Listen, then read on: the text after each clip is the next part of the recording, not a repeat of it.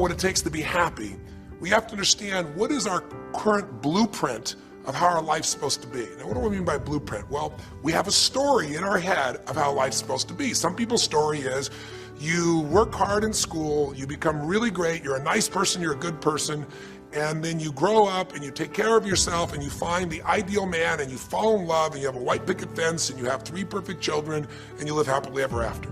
Somebody else's story, the old story was you work really hard in school, you excel in college, you go to work for a big corporation, and you move up through the ranks until you're the president or chairman of the company and you become successful and respected throughout life. These are some old stories. Obviously, the stories that we hear today of what people's lives are supposed to be like are completely diverse. We no longer have these little archetypes, but one archetype still seems to remain. And that archetype is, in order for you to really feel like you're enough, many people believe they have to achieve an enormous amount. They may do it in different ways. They may do it by building a company and taking it public when they're 27 or 25 years old, or they find and create a new technology, or they become a very special doctor. But we live in a culture in the West that teaches people that you're not enough unless you do something really special and unique, and we define special and unique in interesting ways. A school teacher is not special and unique. A mother who stays home with her children day and night, sculpting their minds, their bodies, their souls, and their future is not special. We live in a world today where we treat teachers like they're nobody and pay them accordingly, and we wonder why our children seem to have challenges in learning and growing or being engaged in school. We spend thousands of dollars on some item like a computer, but what we look at overall, we invest in for the teacher and for that person who's the personal connection with them is so small.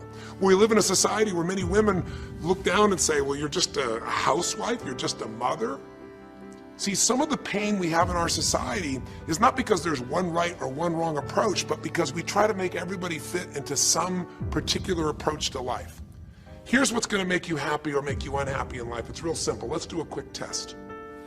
If you're in a situation right now where you look at your life, I know there's an area of your life that you probably feel pretty darn good about.